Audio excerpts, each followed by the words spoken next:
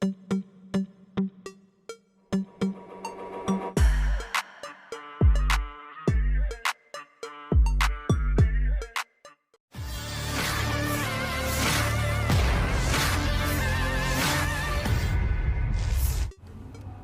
Resimen ke-70 dari Batalion Pertama Kubu Rusia melanjutkan genosida infanteri Ukraina di daerah Rabotino. Rekamannya ramai beredar di media sosial Telegram pada Senin 18 Maret 2024. Sama sekali tidak ada peluang bagi musuh untuk bertahan hidup.